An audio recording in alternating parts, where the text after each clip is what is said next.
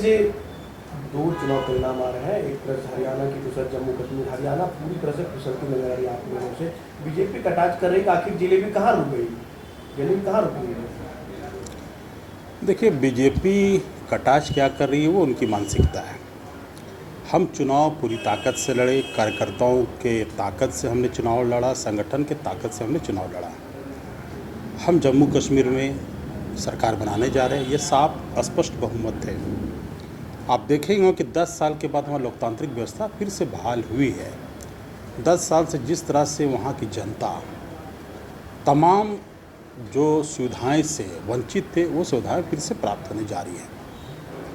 और जिस तरह से पूरे ढोल नगाड़ा लेकर के जिस तरह से लोग ने प्रचार प्रसार किया था जम्मू कश्मीर में भी कि हमने 370 हटा दिया, उसके बाद ये होगा वो होगा, और 10 साल तक चुनाव वहाँ नहीं कराए।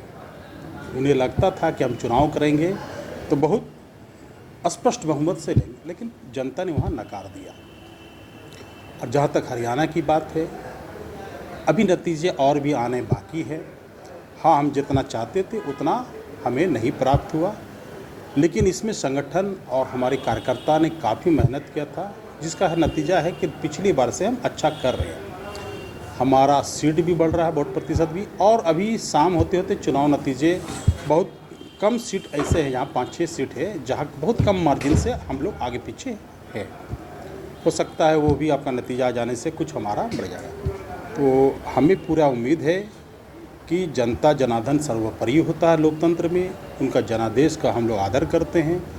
और हम ये भी कहते हैं कि हमने हरियाणा और जम्मू कश्मीर में पूरी ताकत और कार्यकर्ताओं के भरोसे संगठन पूरी मजबूती से लड़ा है।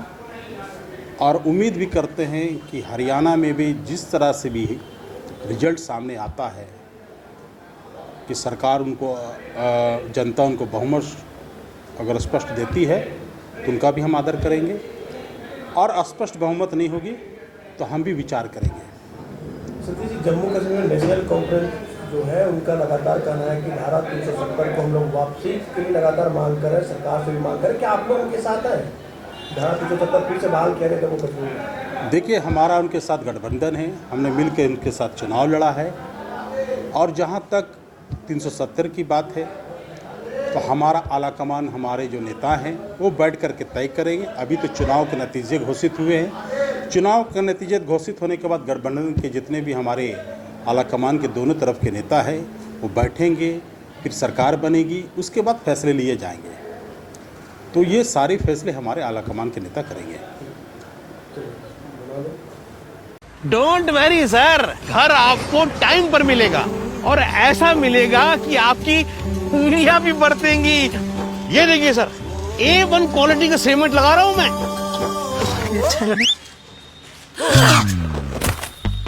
मजबूती का सारा ठेका हम ही लिए हैं का?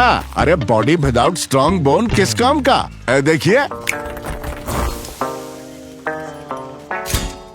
मजबूत घर चाहिए तो अच्छे सीमेंट के साथ अच्छा सरिया भी लगाइए, तभी तो ऐसा घर बनेगा जो पीढ़ियां बरते। तो कौन सा TMT लगाएं? अरे एक ही तो है, भारत का सबसे भरोसेमंद Saluja gold TMT bars. Extra strong, higher earthquake resistance, flexible, better bonding with cement और सालों का भरोसा।